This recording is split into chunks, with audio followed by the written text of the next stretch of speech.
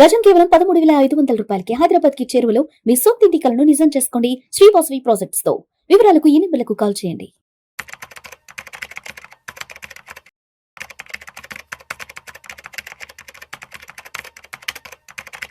నమస్తే, welcome to Vishnu talks. నేను విష్ణు.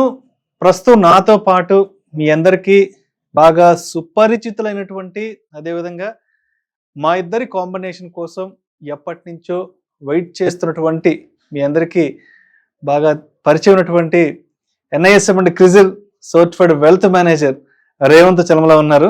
వారితో మాట్లాడదాం. నమస్తే రేవంత్. నమస్తే sir. Welcome to Vishnu talks. Thank you so much after so long time. Yes, and thank you so much for being with Vishnu talks. మధ్యలో ఒక 6-7 months ఏదో గ్యాప్ వచ్చినట్టుంది. అండ్ చాలా మంది ఆడియన్స్ అడుగుతున్నారు, బయట ట్రావెలింగ్ లో ఉన్నప్పుడు అడుగుతున్నారు, అండ్ వీడియోస్ లో కామెంట్స్ చాలా మంది అడుగుతున్నారు. అండ్ ఎప్పుడు మళ్ళీ మీ ఇద్దరు కాంబినేషన్ కొత్తగా రీస్టార్ట్ అవుతుంది, ఎప్పుడు మళ్ళీ ఇద్దరు కంబ్యాక్ అవబోతున్నారంటే కూడా చాలా మంది అడుగుతుంటారు. నేను బయట బిజినెస్ మీటింగ్స్ కి వెళ్తుంటాను కదా, ట్రావెలింగ్ లో అడుగుతుంటారు. సో మొత్తానికి ప్రేక్షకుల కోరిక మేరకు ఇవాళ అయితే ఇక్కడ దాకా తీసుకురాగలిగాను. Thank you so much Revanth. Most welcome sir. So Revanth, ఒక్కసారి ఈ పాడ్కాస్ట్ వీడియోలో కాస్త డీటెయిల్డ్ గా ఇప్పుడు 2025 కంప్లీట్ కాబోతోంది, ఆల్మోస్ట్ అయిపోవచ్చింది. 2026 కొత్త సంవత్సరంలో అడుగు పెడుతున్నాం. అయితే 2025లో అసలు మార్కెట్ ప్రయాణం ఎలా సాగిందంటే ఒక విధ్వంసకరమైనటువంటి మార్కెట్ ప్రయాణం జరిగింది. వరల్డ్ వైడ్ గా పెద్ద పెద్ద అన్సర్టనిటీస్ అంతా కూడా ఇండియన్ మార్కెట్ ని హిట్ చేశాయి. గత సంవత్సర కాలంలో పెట్టుబడి మీద వచ్చిన రిటర్న్స్ అంతా కూడా నెగటివ్ రిటర్న్స్ వచ్చాయి, అంతా మైనస్ లోనే ఉన్నాయి. సో చెప్పాలంటే 2025 అనేది కంప్లీట్ ఒక నెగటివ్ మార్కెట్. ఇన్వెస్టర్స్ అందరికీ కూడా ఒక పీడకల లాంటి జ్ఞాపకాలనే మిగిల్చింది. సరే, గడిచిపోయిన దాని గురించి మాట్లాడుకోవడం తప్ప ఇంక చేయగలిగింది ఏం లేదు. కాబట్టి మరి గత మార్కెట్ అనుభవాల నుంచి మనం ఏం తెలుసుకొని 2026 నుంచి మన పెట్టుబడులు ఏ విధంగా చేసుకోవాలి అంటారు, అదేవిధంగా మన పెట్టుబడుల మీద వచ్చే రిటర్న్స్ ని మనం ఏ విధంగా సేఫ్ జోన్ లోకి తెచ్చుకోవాలి? అసలు రైట్ టైం లో రైట్ టాపిక్ తీసుకొచ్చారండి. కరెక్ట్ గా గుర్తుంటే మీకు పోయిన సంవత్సరం ఇయర్ ఎండ్ కూడా ఇటువంటి ఒక వీడియో చేసాము. సో బేసిక్ ఈ టైంలో ఈ వీడియో ప్రతి ఒక్క క్యాపిటల్ మార్కెట్ ఇన్వెస్టర్స్ అందరికీ కూడా చాలా అవసరమైన ఒక మంచి టాపిక్ ఇది. సో బేసిక్ ఒకసారి మనం 2024 ఎండింగ్ లో ఏం మాట్లాడుకున్నా ఒకసారి ఒక 1 minute రివైజ్ చేసి ఇప్పుడు 25 ఎండింగ్ గురించి మనం మాట్లాడటం మొదలు పెడదాం. 24 ఎండింగ్ టైంలో మనం ఒక స్టాండ్ చాలా క్లియర్ గా తీసుకున్నాము. మార్కెట్ అనేది కరెక్షన్స్ కి వెళ్ళటానికి చాలా హై ప్రాబబిలిటీ ఉంది. 2023-24 సంవత్సరాల్లో mid cap small cap segments లో విపరీతమైన రిటర్న్స్ ను చూసి ఇన్వెస్టర్స్ అందరూ కూడా అటువైపుగానే వెళ్ళి అక్కడ పెట్టుబడులు పెడుతున్నారు. ఇది కొద్దిగా డ్యామేజ్ చేసే అవకాశం ఉంటది, డిసప్పాయింట్మెంట్ ఎదుర్కొనే అవకాశాలు ఉంటాయని చెప్పేసి మనం మాట్లాడుకున్నాం. ఇన్ఫాక్ట్ చాలా మంది ఇన్వెస్టర్స్ ఇంకా స్పెసిఫిక్ గా గత సంవత్సరంలో ఏ ఫండ్స్ అయితే అత్యధికంగా రిటర్న్స్ ఇచ్చాయో వాటిల్లోనే పెట్టుబడులు పెట్టే ప్రయత్నం చేస్తున్నారు. చరిత్ర మనకి ఏం చెప్తుంది అని అంటే, ఏ ఫండ్ అయినా కానీ 1-2 సంవత్సరాలు మించి నెంబర్ 1 పొజిషన్ లో ఉండదు. అగ్రెసివ్ రిటర్న్స్ వచ్చినటువంటి ఫండ్స్ నెంబర్ 1 నుంచి నెంబర్ 0 అంటే నెంబర్ లాస్ట్ పొజిషన్ కి కూడా వెళ్ళడానికి అవకాశాలు ఉంటాయని మనం మాట్లాడుకుంటాం. ఇన్ఫాక్ట్ ఒక ఫండ్ కి సంబంధించి వీడియో చేస్తే డిలీట్ కూడా చేయించారు. గుర్తుంది, బాగా గుర్తుంది. చాలా మంది ఫోన్లు కూడా చేశారు, అది డిలీట్ కూడా చేయించారు. ఇప్పుడు బేసిక్ గా చాలా మందికి మళ్ళీ ఒక్కసారి రివైజ్ చేయాలనుకున్న అంశం ఏంటి అని అంటే, మనము ప్రీవియస్ రిటర్న్స్ ని దృష్టిలో పెట్టుకొని క్యాపిటల్ మార్కెట్స్ లో ఇన్వెస్ట్మెంట్స్ పెట్టకూడదు. గత చరిత్ర ఏం చెప్పింది? 2023 వరకు ఏ ఫండ్స్ అయితే పర్ఫామ్ చేశాయో 2024లో లాస్ట్ పొజిషన్ లో ఉంచున్నాయి. 2024లో ఏ ఫండ్స్ అయితే టాప్ లో ఉన్నాయో 2025లో అవి లాస్ట్ లో ఉన్నాయి. ఒక చిన్న ఎగ్జాంపుల్ ఏంటంటే, స్మాల్ క్యాప్ ఇండెక్స్ అసలు ఎటువంటి రిటర్న్స్ డెలివర్ చేయలేదు. అదే పర్టికులర్ గా స్మాల్ క్యాప్ కి సంబంధించినటువంటి ఫండ్స్ ని మనం గమనిస్తే లాస్ట్ పొజిషన్ లో ఉండేటువంటి ఫండ్ కి ఫస్ట్ పొజిషన్ లో ఉండేటువంటి ఒక ఫండ్ కి మధ్యలో 8-10% వ్యత్యాసం ఉంది.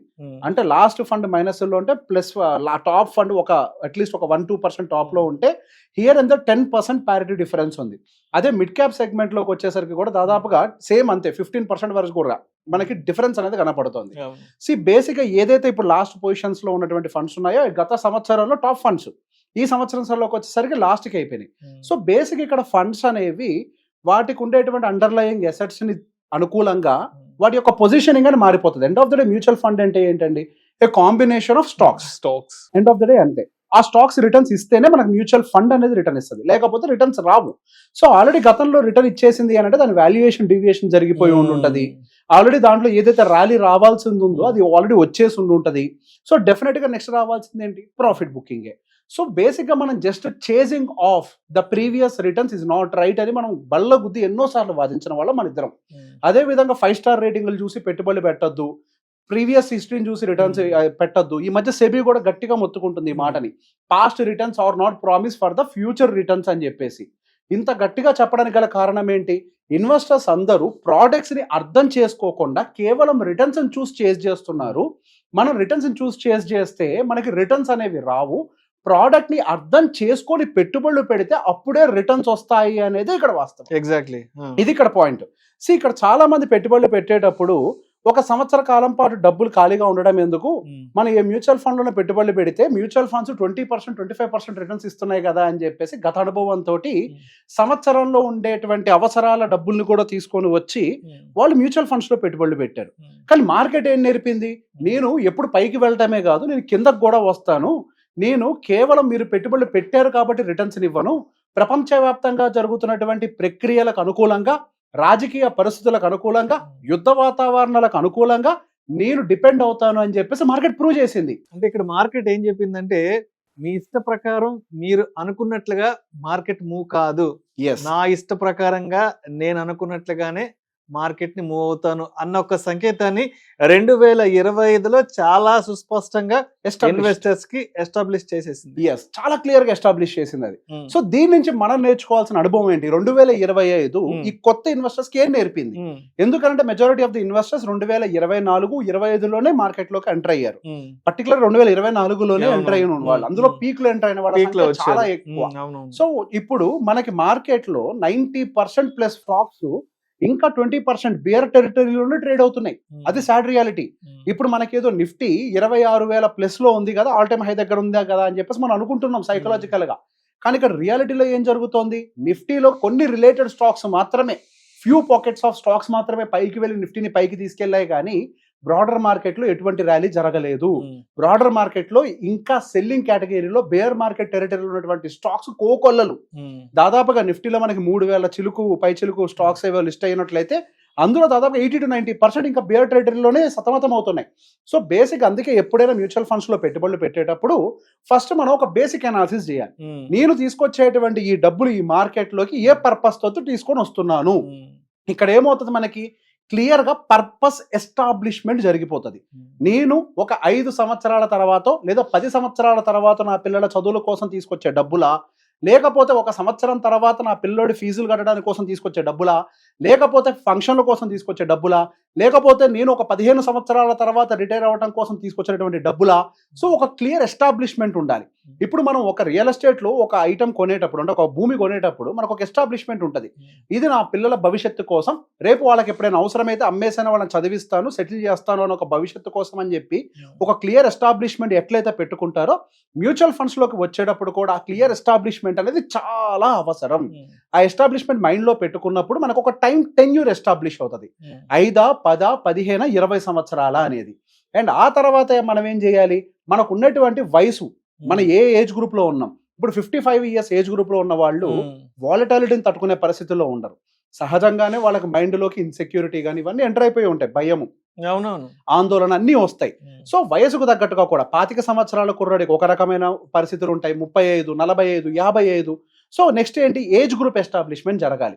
మీ ఏజ్ గ్రూప్ ప్రకారం ఎందుకు ఎస్టాబ్లిష్ చేయాలి అంటే మీ అవసరాలు మీ వయసుకు తగ్గట్టుగా వస్తాయి. 25 సంవత్సరాల కుర్రాడికి నెక్స్ట్ వచ్చే టార్గెట్స్ ఏముంటాయి, పెళ్లి, పిల్లలు, ఒక కారు. 35 సంవత్సరాల వాడికి ఏమొస్తుంది, మేబీ పిల్లలకి సంబంధించిన నెక్స్ట్ ఇంటర్మీడియట్, లేకపోతే ఒక ఇల్లు, లేదా ఒక కారు. 45 సంవత్సరాల వరకు ఏమొస్తుంది, పిల్లల పెళ్లిళ్ళు, పిల్లల హైయర్ ఎడ్యుకేషన్, ఇల్లు లేకపోతే మళ్ళీ ఇల్లు. 55 సంవత్సరాల వాడికి ఏమొస్తుంది, క్లియర్ గా ఒక రిటైర్మెంట్ పర్పస్, కార్పస్. ఇంత క్లియర్ గా ఏజ్ ఎస్టాబ్లిష్మెంట్ జరిగితే పర్పస్ కూడా డైవర్సిఫై అయిపోతాయి. సో బేసిక్ గా వీటిని మనం గమనంలో పెట్టుకొని మార్కెట్ కండిషన్స్ ఎలా ఉన్నాయనే దాన్ని కూడా మనం అబ్జర్వ్ చేయడం మొదలు పెట్టాలి. మార్కెట్ కండిషన్స్ లో వాలటిలిటీ క్రియేట్ అవ్వడానికి ఏమన్నా పరిస్థితులు కనపడుతున్నాయా, టారిఫ్ రిలేటెడ్ పరిస్థితులు మనం ఊహించామా, ఎవరికైనా తెలుసా టారిఫ్ రిలేటెడ్ అన్సర్టనిటీస్ వస్తాయని, ఇండియా పాకిస్తాన్ కి మధ్యలో ఇటువంటి ఒక సిచ్యువేషన్ క్రియేట్ అవుతుందని మనకు తెలుసా. సో ఎటువంటి ఇవన్నీ కూడా మనకు తెలియదు. సో మార్కెట్ లో వాలటాలిటీ కూడా ఉంటది కాబట్టి నేను 1-2 సంవత్సరాలు లేదా 3 సంవత్సరాల్లో వచ్చేటువంటి వాలటాలిటీకి పెద్దగా రియాక్ట్ అవ్వడం మెంటల్ గా మనం ఎస్టాబ్లిష్ చేసుకోవాలి. నేను రియాక్ట్ అవ్వను. మార్కెట్లో వోలటాలిటీ అనేది సహజం. వోలటాలిటీ అనేది మార్కెట్లోనే కాదు, మనకి తెలియదు కాబట్టి మనం ఎంతసేపటికి ఇప్పటి వరకు చూసిన వాటిలో రిటర్న్సే చూసాము, మనం రిటర్న్స్ వస్తాయనే అనుకుంటున్నాము. కానీ నిజ జీవితంలో, మనిషి జీవితంలో ఎట్లయితే వోలటాలిటీస్ ఉంటాయో, రియల్ ఎస్టేట్లో కూడా కొన్ని సందర్భాల్లో భూమి అమ్మకానికి కూడా లేని పరిస్థితులకు ఎట్లా నెట్టబడుతుందో, అటువంటి పరిస్థితులు మనకి స్టాక్ మార్కెట్లో ఇంకెక్కువగా కూడా ఉంటాయి అన్న విషయాన్ని మనం మెంటల్గా ప్రిపేర్ అవ్వాలి. అప్పుడే మనము పిక్కింగ్ అప్ ద ఫండ్ అనేది కరెక్ట్గా చేయగలుగుతాం. మనకి స్టాక్ మార్కెట్లో అంటే మ్యూచువల్ ఫండ్స్లో 50+ కేటగిరీస్ ఉన్నాయండి. దాదాపుగా 2500, 3000 ఫండ్స్ మనకి మార్కెట్లో లిస్ట్ అయ్యి ఉన్నాయి. 50 ఏఎంసీలు మార్కెట్లోకి వచ్చాయి, మరికొన్ని ఏఎంసీలు మార్కెట్లోకి రాకపోతున్నాయి. 2030 కల్లా 100కు పై చిలుకు మనకి ఏఎంసీలు మార్కెట్లో ఎస్టాబ్లిష్ కాబోతున్నాయి. ఎన్నో ఫండ్స్ మార్కెట్లోకి వస్తున్నాయి. So based on hour situation, మనకు ఉండేటువంటి టార్గెట్ టైం ఫ్రేమ్, వీటన్నిటిని దృష్టిలో పెట్టుకొని ఏ రకమైన ఫండ్ని గనక నేను సెలెక్ట్ చేసినట్లయితే నా గోల్ డిస్టర్బ్ కాకుండా ఉంటుంది అనేది మనకు క్లారిటీ ఉంటుంది. మనం పెట్టే ప్రతి ఒక్క రూపాయి మన జీవిత అవసరాలకి ముడిపడి ఉంటుంది. మనం అనుకుంటాం వెల్త్ క్రియేషన్ అని ఒక పెద్ద వర్డ్ని. ఎవరు చెప్పాడండి వెల్త్ క్రియేషన్ అనేది? ఎక్కడ ఉందండి వెల్త్ క్రియేషన్? అసలు ఒక మనిషి వెల్త్ క్రియేషన్ దాకా జర్నీ చేయాలి అని అంటే, ఒక మనిషి ఆయన మధ్యలో జీవితంలో ఉండేటువంటి ఎన్నో బాధ్యతలన్నిటిని నిర్వహించుకొని దానికి కావాల్సిన ఖర్చుల్ని పెట్టి ఆ తర్వాత గుప్పెడు ఏదైనా మిగిలితే దాన్ని వెల్త్ అని ప్రకటించుకోవాలి. ఎక్కడో ఉన్న చివరదాన్ని తీసుకొచ్చి ఫ్రంట్ లైన్లో పెడతారే, ఎక్కడ వెల్త్ క్రియేషన్లు అండి? మనం ప్లాన్ చేయాల్సింది ఏంటి? మన బాధ్యతలు. ఫైనాన్షియల్ గోల్స్ అని అంటారు. అసలు గోల్ అనే వర్డ్ వాడితే మీకు అసలు దాని యొక్క డెప్త్ తెలియదు. అది గోల్ కాదు, అది బాధ్యతలు. ఇప్పుడు పిల్లల ఎడ్యుకేషన్ గోలా? బాధ్యత. పిల్లల పెళ్లిళ్ళు గోలా? ఒక బాధ్యత. మీ రిటైర్మెంట్ ఒక గోలా? ఒక బాధ్యత. ఇవన్నీ బాధ్యతలు కదా. మరి బాధ్యతకు తగ్గట్టు కదా మనం క్రియేట్ చేయాల్సింది ఫండ్ ప్లానింగ్ ని. అవన్నీ చూడకుండా నేను రీసెంట్ గా గతంలో కూడా మనం మాట్లాడుకున్నాం, మ్యూచువల్ ఫండ్స్ లో పెట్టుబడి పెట్టడానికి కొంతమంది క్లయింట్స్ ఫోన్ చేసి, సార్ మీరు ఎంత రిటర్న్స్ ఇస్తారని అడుగుతారు. నేను షాక్ అయ్యి సర్ప్రైజ్ చూస్తూ ఉంటా. నేను ఎంత రిటర్న్స్ ఇస్తానా? నేనా మార్కెట్ ని డ్రైవ్ చేసేది? సార్ 12 to 15 ఎక్స్పెక్ట్ చేయడం అనేది డీసెంట్ సార్ అని అంటే, అదేంటంటే ₹2 వడ్డీ వస్తుందంట కదా అంటే, ఇది వడ్డీ వ్యాపారమా? ఇది వడ్డీ వ్యాపారం కాదు కదా. ₹2 వడ్డీ ఏంటి, ₹3 వడ్డీలు ఏంటి, ₹1 వడ్డీలు ఏంటి, అసలు వడ్డీ లెక్కలేంటి ఇందులోకి వచ్చాక? మనం ఇక్కడ పెట్టుబడి పెట్టేది ఏంటి? ఇండియన్ గ్రోత్ స్టోరీ మీద. మనం పెట్టుబడి పెట్టే దాని మీద, ఎకానమీ గ్రోత్ స్టోరీలో మన పార్టిసిపేషన్ ఉండాలి. ఎగ్జాక్ట్లీ. మరి అది అవసరం లేదంటే ఖచ్చితంగా అవసరం. ఒకవేళ మనం ఇండియన్ గ్రోత్ స్టోరీలో పార్టిసిపేట్ చేయకుండా మనకు తెలిసిన ట్రెడిషనల్ మెథడ్స్, ఆ ఎఫ్డీలో వాటిల్లో పెట్టుబడులు, పీపీఎఫ్లో పెట్టుబడులు, ఈపీఎఫ్లో పెట్టుబడులు పెట్టుకుంటూ వెళ్తే జరిగే నష్టం చాలా తీవ్రంగా ఉంటుంది. ఆ సుకన్య సమృద్ధి యోజన నేను వద్దనట్లేదు, కానీ దాంట్లో ఎంత భాగం ఉండాలి అంతే ఉండాలి. దాని భాగం మనం నిర్ణయించాలి.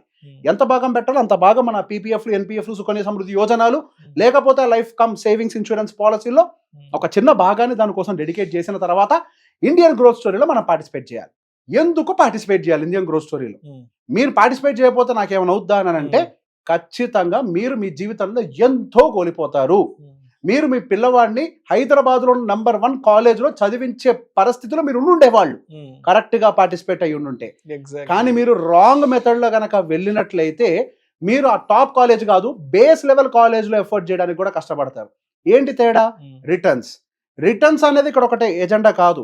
ఇక్కడ మనకి మార్కెట్ ఎంతతో పెరుగుతోంది, స్టాక్ మార్కెట్ అనట్లేదు నేను, ఎడ్యుకేషన్ ఎంతతో పెరుగుతోంది, మెడికల్ ఎంతతో ఖర్చులు పెరుగుతున్నాయి, మన లివింగ్ స్టైల్ కానీ ఇది మన ఖర్చులు కానీ ఎంతతో పెరుగుతున్నాయి, ఇది కదా నిర్ణయించాల్సింది.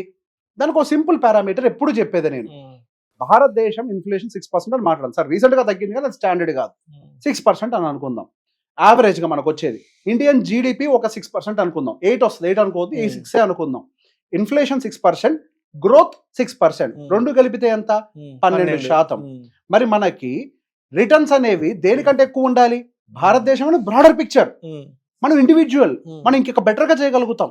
బ్రాడర్ గా పెద్ద రైలు గుంజడం కష్టం, కానీ మన చిన్న బండిని గుంజడం పెద్ద కష్టం కాదు కరెక్ట్ గా ప్లాన్ చేస్తే. మన రిటర్న్స్ ఎంత ఉండాలి? దానికంటే అట్లీస్ట్ +2 ఉండాలా? +2 ఉంటే ట్యాక్స్లు అన్ని పోను, ఇండియాతో ఈక్వల్ అవుతాం. మరి భారతదేశం ఏమో 12% గ్రో అవుతుంటే నా జీవితం ఏమో 7% గ్రో అయినా చాలు అనాలంటే ఇది విజ్ఞానమా, లేకపోతే అమాయకత్వమా, లేకపోతే మూర్ఖత్వమా? సో సరైన పద్ధతిలో పెట్టుబడులు పెట్టకపోతే భారతదేశ అభివృద్ధిలో మీరు పార్టిసిపేట్ చేయలేరు. సో బేసిక్ ఇక్కడి నుంచి మనం ఈ 2025 లెసన్ నుంచి మనం ఏం నేర్చుకోవాలి అని అంటే, రూల్ నెంబర్ 1, డోంట్ చేస్ ద పాస్ట్ రిటర్న్స్, డోంట్ చేస్ దిస్ 5-star రేటింగ్స్. వీటన్నిటిని తీసి పక్కకు పెట్టి మన వయసుకు తగ్గట్టుగా, మన అవసరాలకు తగ్గట్టుగా ఎంతెంత డబ్బులు ఎక్కడెక్కడ పెట్టుబడులు పెట్టినట్లయితే నా అవసరాలు తీరుతాయి అన్న దాన్ని మనం క్లారిఫై చేసుకొని అప్పుడు మాత్రమే మన మార్కెట్స్ లో పెట్టుబడులు పెట్టాలి. మార్కెట్స్ ఇంకో సంవత్సరం కూడా ఇట్లనే ఉంటాయేమో, నో వన్ నోస్. మార్కెట్ ని ఎవరు ప్రిడిక్ట్ చేయగలుగుతారు? చేసేవాళ్ళు ఉన్నారు. మార్కెట్ ని 100% ప్రిడిక్ట్ చేసే వాళ్ళు ఉన్నారు. ఇద్దరు వాళ్ళు, ఒకటి అబద్ధాలు చెప్పేవాడు, రెండోది దేవుడు. అంతే కదా? అయితే దేవుడు అన్న కరెక్ట్ గా చెప్పాలి ఇది అవుద్ది అని, లేదా అబద్ధం చెప్పాలి. నేను ఒక చీఫ్ ఇన్వెస్ట్మెంట్ ఆఫీసర్ తో మాట్లాడినప్పుడు, సార్ మార్కెట్ లో ఎటువంటి ఇన్వెస్ట్మెంట్స్ నెక్స్ట్ బాగా రిటర్న్స్ ఇచ్చే అవకాశాలు ఉంటాయి, మనం దానికి అనుకూలంగా పోర్ట్ఫోలియోని డిజైన్ చేయొచ్చా అని ఒక మాట అడిగితే, నువ్వు ప్రిడిక్ట్ చేస్తావా మార్కెట్ ని అన్నాడు. నేను చేయలేను సార్. నేను కూడా చేయలేను అన్నాడు. ఏది? ఒక chief investment officer of mutual funds. మనం ఎవరినైతే నమ్మి డబ్బులు పెడతామో వాళ్ళు అన్నారు ప్రిడిక్షన్ ఎవరి చేతుల్లో లేదు, మనం ఒక ఎస్టిమేషనే పెట్టుకుంటాం. ఇండియన్ గ్రోత్ స్టోరీ ఇంత ఉంది, ఇంత రిటర్న్స్ రావచ్చేమో ఒక ఎస్టిమేషనే, అది ఖచ్చితంగా జరుగుతున్నది ఎవరికీ తెలియదు. అందుకే మ్యూచువల్ ఫండ్స్ విషయంలో మ్యూచువల్ ఫండ్ డిస్ట్రిబ్యూటర్స్ కూడా ఒక విషయంలో బాగా ట్రైన్ చేస్తారు. పర్పస్ ఏంటో తెలుసుకోండి, ఏ పర్పస్ తో ఇన్వెస్ట్మెంట్ పెడుతున్నారో తెలుసుకోండి, దానికి అనుకూలంగా ఫండ్స్ సెలెక్ట్ చేయండి. అప్పుడే ఆ ఇన్వెస్టర్ అనేవాడు సెక్యూర్డ్ గా ఉంటారు. ఇది పబ్లిక్ మనీ, పబ్లిక్ ని జాగ్రత్తగా హ్యాండిల్ చేయండి, ఆర్థిక భద్రత ప్రజలకి కల్పించాలి అనే ఒక ఉద్దేశంతో మీకు ఈ లైసెన్సులు ఇస్తున్నాం. ఇన్ని విషయాలను చెప్పి ట్రైన్ చేస్తారు. ఈ రీసెన్సీ బయాసులు, ఫెమిలియారిటీ బయాసులు తీసి పక్కన పెట్టమని ఎంఫీఏ చెప్తూ ఉంటారు. ఈవెన్ రాకేష్ జుంజుల వారు కూడా చాలా సార్లు చెప్పారు. రాకేష్ జుంజుల వల్ల సముద్రం లోతుని, రేపటి మార్కెట్ ని no one can predict. Exactly మీరు అద్భుతంగా చెప్పారు. రాకేష్ జుంజుల అన్నారు కాబట్టి మీకు ఒక స్టోరీ చెప్తాను. మొన్న ఒక ఏఎంసీ మీటింగ్ ముంబై వెళ్ళాను. ఆ ఏఎంసీ ఒక ప్రమోటర్ ఎవరనంటే అందరు రాకేష్ జుంజునవాలా గారు టైటాన్ స్టాక్ కొని ఇంత కుబేరుడు అయ్యారని చెప్పి మాట్లాడతారే, ఆ టైటాన్ స్టాక్ ని బై బటన్ నొక్కిన వ్యక్తితో నేను మాట్లాడొచ్చాను. ఉప్పల్ సేట్ అని ఒక ఆయన ఉంటారు, ట్రస్ట్ మ్యూచువల్ ఫండ్ కి సంబంధించిన ప్రమోటర్ ఆయన, ఉత్పల్ సేట్ అని. సో బేసిక్ గా ఆయన he's a CEO of rare enterprises until Rakesh Jhunjhunwala's last day. ఆ రోజు వరకు ఆయనే ఈ టైటాన్ స్టాకులు గానీ, కరూర్ వైశ్య బ్యాంకులు గానీ అవన్నీ కొన్నది వీళ్లే. ఆయనే సిఇఓగా వ్యవహరించారు. ఆయన ఒక స్టోరీ చెప్పారు. మాకు 2-3 ఆప్షన్స్ ఉన్నాయి. బేసిక్ గా ఒకనొక టైంలో 15 సంవత్సరాల క్రితం బ్యాంకింగ్ బయింగ్ చేయాలనుకున్నప్పుడు మేము HDFC బ్యాంక్ బై చేయాలా, కరూర్ వైశ్య బ్యాంక్ బై చేయాలని ఒక నిర్ణయం తీసుకోవాలి. ఆ టైంలో మేము HDFC బ్యాంక్ కాకుండా కరూర్ వైశ్య బ్యాంక్ ను ఆప్ చేసుకున్నాం. మాకు రివర్స్ లో ఏం జరిగింది అని అంటే, ఆ 15 సంవత్సరాల టైం ఫ్రేమ్ లో ఫస్ట్ 10 years లో HDFC బ్యాంక్ పిచ్చి పెట్టినట్టు పెరిగింది, వేరస్ కరూర్ వైశ్య బ్యాంక్ రిటర్న్స్ ఇవ్వలేదు. కానీ ఆ తర్వాత 5 years నుంచి అంటే లాస్ట్ 5 సంవత్సరాలు HDFC బ్యాంక్ రిటర్న్ ఇవ్వలేదు, కరూర్ వైశ్య బ్యాంక్ పిచ్చి పట్టినట్టు రిటర్న్ ఇచ్చింది. ఇక్కడ మాకు ఒక కన్విక్షన్ ఉంది, మా దగ్గర ఒక స్టడీ ఉంది, మేము ఒక ఫోకస్డ్ గా ఇది ఖచ్చితంగా పెరుగుతుంది, దీని ఎర్నింగ్స్ బాగున్నాయి, ఇంత స్టడీ చేశారు వాళ్ళు. 15 సంవత్సరాల పాటు కూడా ఓపిక్ గా వెయిట్ చేయగలిగారు. అది ఇన్వెస్టింగ్ అని అంటే. ఒక్క సంవత్సరం రిటర్న్ రాకపోతే మార్కెట్ లో రిటర్న్స్ రావు అని మాట్లాడుకునేది కాదు. When you have a strong conviction towards the fund selection and the fund what you have picked, and మీరు ఎప్పుడైతే దాని fund underlying assets and the fund philosophy and the fund manager ఫిలాసఫీని అర్థం చేసుకొని పెట్టుబడి పెట్టారో, మీరు దాని మీద నమ్మకంతో కొద్దిగా ఓపిక్ గా వెయిట్ చేయాలి. అది ఒక సంవత్సరం, కొన్ని సంవత్సరాలు స్లోగా రిటర్న్ ఇచ్చినప్పటికీ ఒకనొక టైంకి డెఫినెట్ గా బెస్ట్ రిటర్న్ ఇస్తుంది. 2020 సంవత్సరం కంటే ముందు రాకేష్ జుంజునవాలా గారి రిటర్న్ 19%, వారెన్ బఫెట్ గారి రిటర్న్ గట్టిగా 15%. 2020 తర్వాత పెరిగింది వచ్చిన మ్యాసివ్ ర్యాలీలో. కానీ మనకు మాత్రం ఎంత కావాలి? 24 కావాలి, 30 కావాలి. ఏదో ఒక ఫండ్ 50 చూపించింది కాబట్టి నాకు 50 కావాలంటాం. ఫండ్ రిటర్న్ చూసి డబ్బులు పెడితే డబ్బులు రావు. When you chase money you will not get money, when you chase the process you will always get the money. డబ్బు నీ వెనకాల పరిగెడుతూనే ఉంటది. ఈ ఒక్క చిన్న విషయాన్ని గుర్తుపెట్టుకొని మీ పర్పస్ కి అనుకూలంగా పెట్టుబడులు పెట్టినట్లయితే, అది 2025 లాంటి డౌన్ టెన్ మార్కెట్స్ కావచ్చు, 2022 నుంచి 24 వరకు మనం చూసిన అప్ ట్రెండ్ మార్కెట్లు కావచ్చు, ఎటువంటి మార్కెట్లో అయినా మనం సర్వైవ్ అవుతాం. మార్కెట్లో ఒకటే సూత్రాన్ని గుర్తుపెట్టుకోండి, మార్కెట్లో రిటర్న్స్ ఎవరికి వస్తాయి అని అంటే, ఎవరైతే లాంగ్ టర్మ్ లో ఓపిక పెట్టుబడులు పెట్టి ఉండగలుగుతారో వాళ్ళకే వస్తాయి.